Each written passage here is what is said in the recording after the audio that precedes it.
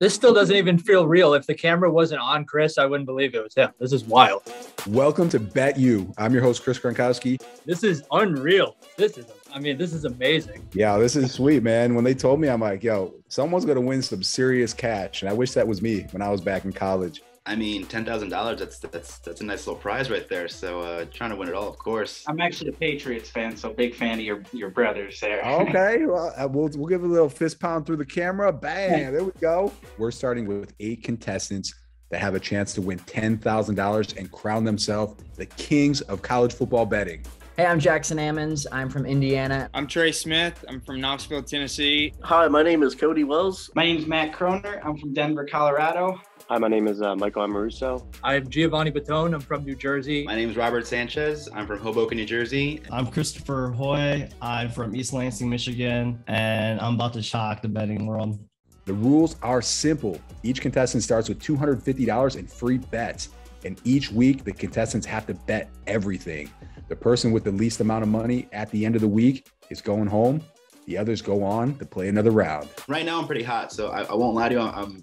I'm pretty hot right now, so it's going to be good getting into this competition. I've been gambling pretty heavily for about 2 years now. I'd say I'm a pretty advanced gambler at this point. I don't know about expert, right? But I'm definitely better than an amateur. I think I did better when I was like super noob. I think football's just harder because I think the lines are sharper. Bowl games are tricky, right? Because players sit out. Some teams are playing for something. Other teams, they don't care. You can't tell what these kids are going to do, so why not? You swing big and hope for the best. If I'm going to be honest, I'm going to tell you, I'm going to take it really conservative, and I'm going to do the exact opposite and go extremely aggressive. You got to take risks in this thing to move ahead. I think I'm going to come into this competition as someone who has the least experience in sports and betting and still come out on top. Step 1, win it all. Step 2, meet you. So that's already off the books. So now Nice. I'm focused on winning it all. So now all I have to do is win, and then everything I wanted out of this is perfect.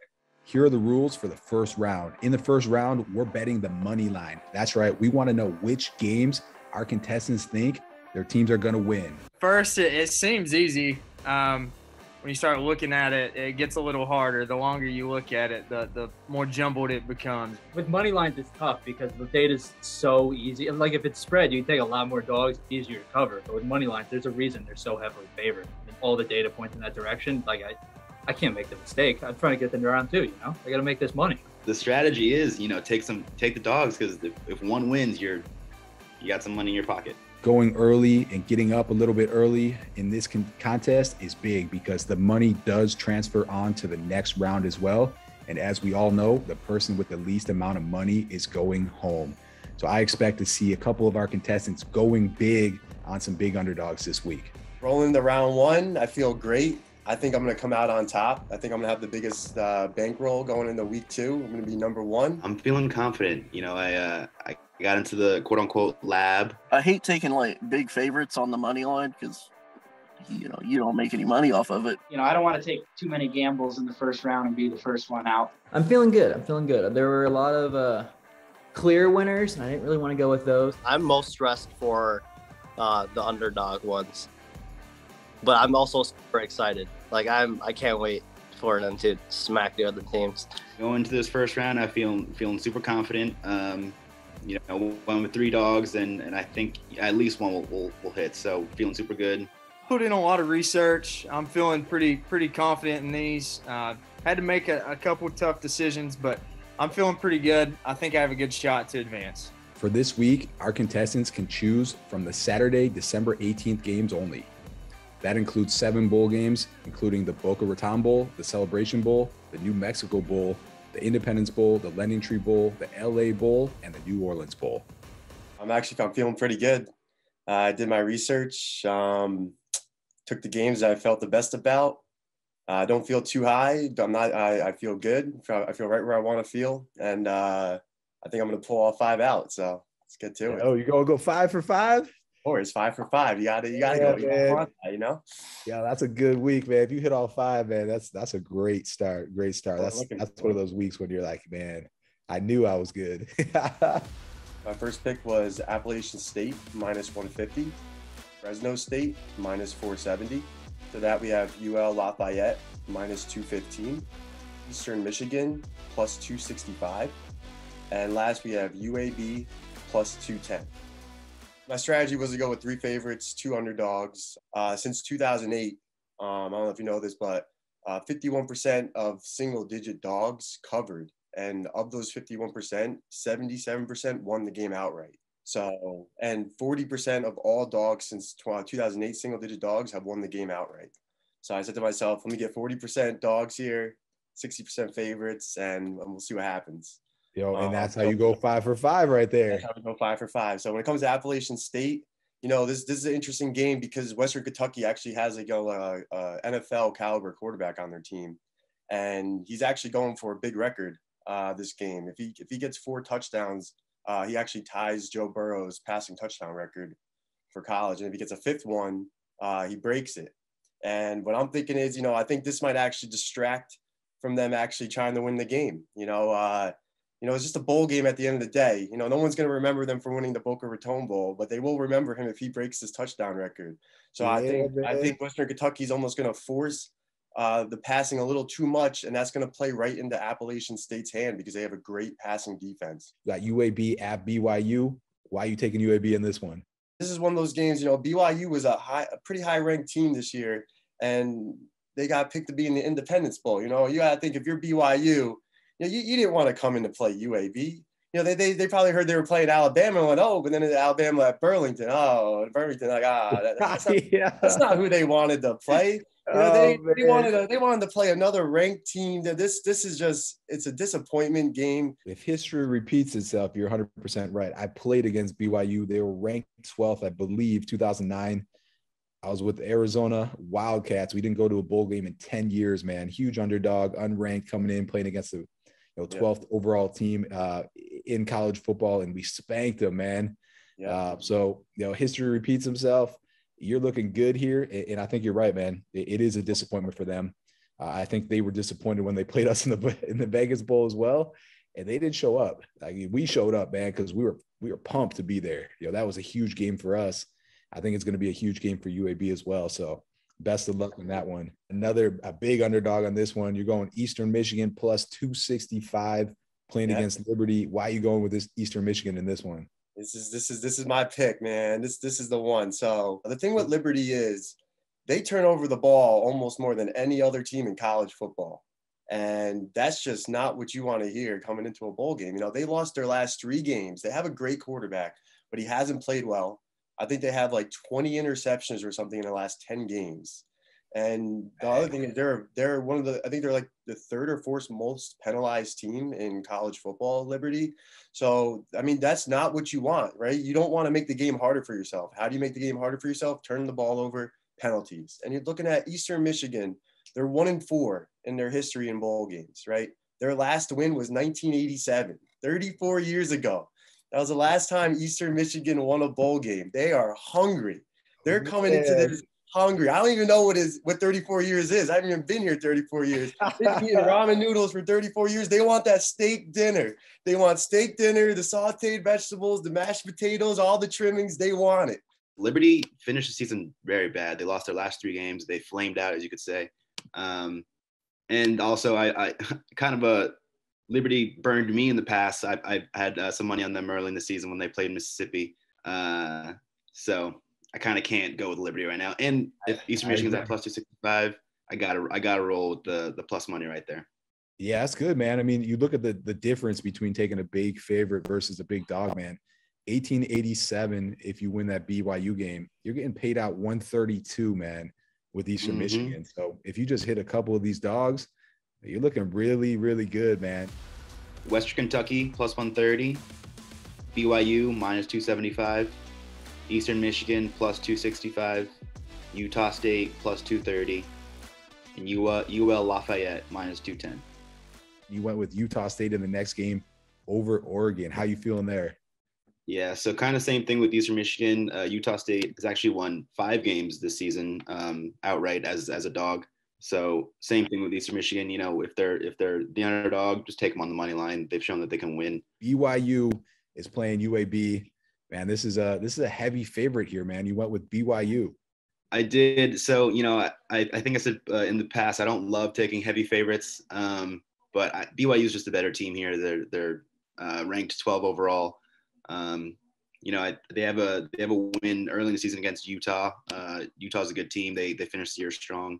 So I mean, yeah, I think BYU. There's not really BYU's pretty bad against the spread team, I found, but they tend to win. So I may not take them, against the spread, but I don't see them losing this game. It's tough taking the favorite here as well. I do like UAB, but there's so much data, and BYU is just a bowl team. The past couple of years, they've just been in bowl after bowl after bowl, so they have that experience. So I'd love to take more dogs, but 4-0, 8-1. I mean, you have to stick with what works so far.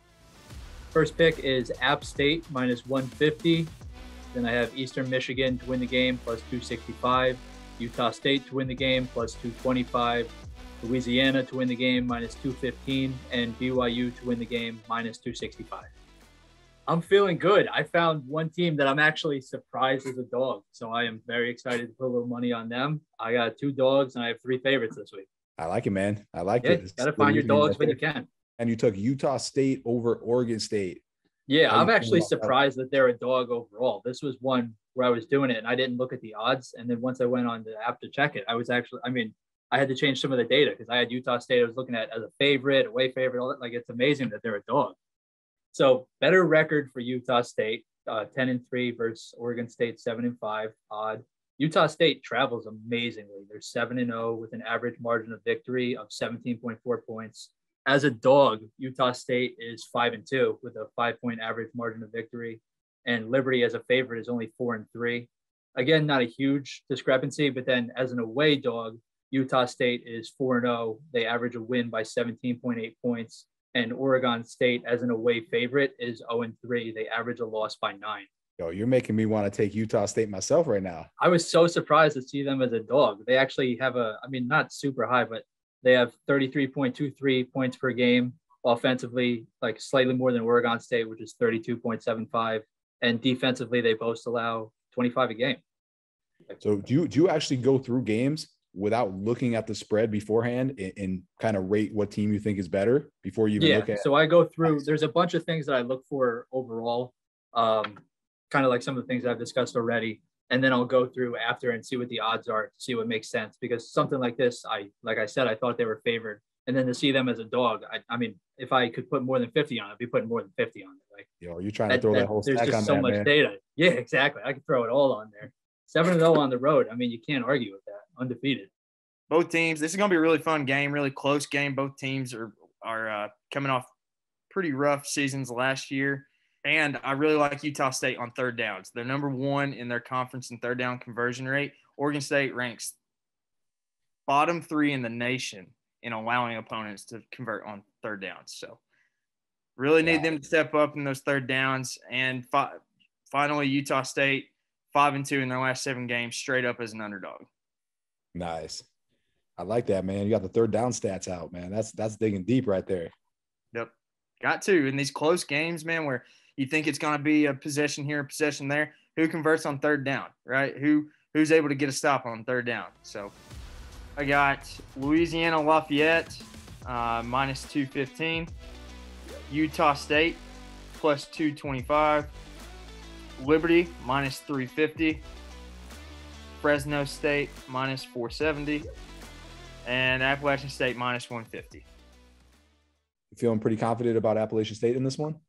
Yeah, so Western Kentucky definitely has a really good quarterback, NFL prospect, Bailey Zapp. But ultimately, this one, for me, handicapping this one came down to Appalachian State is just really good at defending the pass and really good at creating pressure on the quarterback. And on the other end, they have a veteran quarterback in Chase Bryce who takes care of the ball. And just notoriously, Appalachian State's a really solid program, really solid in the bowl games. They're 4-1 against the spread in their last 5 bowl games, 9-1 straight up against Conference USA opponents. It was just once I did the deep dive on this one, I don't understand all the like Western Kentucky really good offensively, but when you line it up against Appalachian State's defense, and then you look at the weather for that game, they're calling for 15 to 20 mile per hour winds, which points me towards the under, which also points me towards the more defensive team, which is Appalachian State. So this one was my hardest one. Western Kentucky has one of the best QBs. And he's like going to break a record or something. Joe Burrows, I think. So I was really leaning towards Western, but no, I don't know. I think I kind of just did some research and I ended up picking App State because their defense will probably be able to stop them. And since the money lines were kind of closer, the payout wasn't too bad. So I'll take the better odds and bet the favorite. So my picks for this week are BYU minus 250, App State minus 140, Utah State plus 210, Louisiana Lafayette minus 215, and EMU plus 275. I think Marshall just sucks. I've bet against Marshall personally, and I've won every time. I've watched them play. I think they're just not good. And I think Louisiana defense will be able to stop their passing plays enough to just win by a few points. I think it's going to be a close game. I don't think either team are that good, but I think Louisiana QB is also going to pull up and make some clutch plays and give me that little payout. Louisiana, I liked a lot. I saw that they were on a 12-game winning streak, that they're 7-0 at home, and they're playing Marshall, and that's like the exact opposite. Marshall is like on a all the momentum's going downhill for them. I got BYU money line, Louisiana money line, Utah State money line, Liberty money line, and Western Kentucky money line.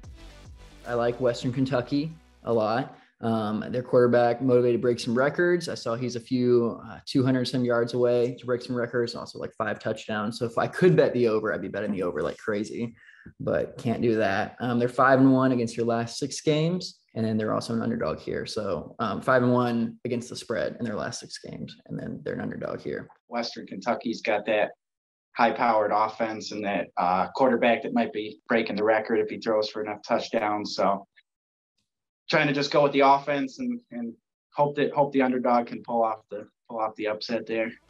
I'm taking Western Kentucky plus 130 over Appalachian State. Jackson State minus 390 over South Carolina State. BYU minus 265 over UAB. And Liberty minus 350 over Eastern Michigan. And Marshall plus 170 over UL Lafayette. You went with Liberty, huge favorite over Eastern Michigan. You got to be feeling good about this win at least, right? Yeah, for sure. I mean, they got probably the best player on the field, and Malik Willis, should be maybe a first-round quarterback pick in the NFL. So anytime you got an NFL caliber quarterback out there, it's tough to bet against, I think. I feel this game was a total mismatch. I do a lot of stuff stats based, and so yards per play, Liberty 58th, Eastern Michigan 80th. Defensive yards per play, Liberty 12th, Eastern Michigan 107, and so on and so forth. Or rush offense and rush defense for Eastern Michigan is in the 100s. So, I mean, it looks like a total mismatch on paper to me. This week, I took Appalachian State over Western Kentucky. Next, I had Fresno State topping UTEP. Then I had UAB over BYU in an upset. Then I had Utah State over Oregon State. That's also an upset. And then I had Liberty over Eastern Michigan big. You went with UAB plus 210 against BYU. How are you feeling about this one? I feel pretty good about this one. Like with the last one, I like a lot about UAB's defense, their defensive stats compared to BYU's. Sack percentage, UAB's 30% or 30th in the nation. BYU never sacks the quarterback. Opponent completion percentage, UAB is 39th in the country, and BYU throws the ball a ton. So, and it's just the defense to me. Yeah, total overall defensive yards per play. UAB's 18th in the country. BYU's 84th in the country, and UAB also has a decent yards per play, 43rd in the country. So it just comes down to the defense for me. I think UAB will be able to contain that high-flying offense. Sure, for sure. Awesome, man. So Saturday's coming up quick. Where are you going to be watching the games? You're going to be breaking out the lucky shirt, the lucky room. What do you got going on for Saturday? What's it going to look like for you? Saturday, I'm going to be at my mom's for her Christmas. So I don't know how many people are going to be too keen on watching some lower tier bowl games. So I'm not sure. I got to be home by myself, like, especially if I got money on the games. I don't like, I get too frustrated and I don't want to be out and about. I'm just going to sit down with some wings and I'm going to have my phone, probably three big TV screens, get everything going and sweat it all out. Got the nice big TV in the living room, get some friends over, have some brews and just, watch the games. Yeah, man. Watch those winnings come in. Exactly. Week, man. I wish you the best, and I'll be watching as well. Good luck.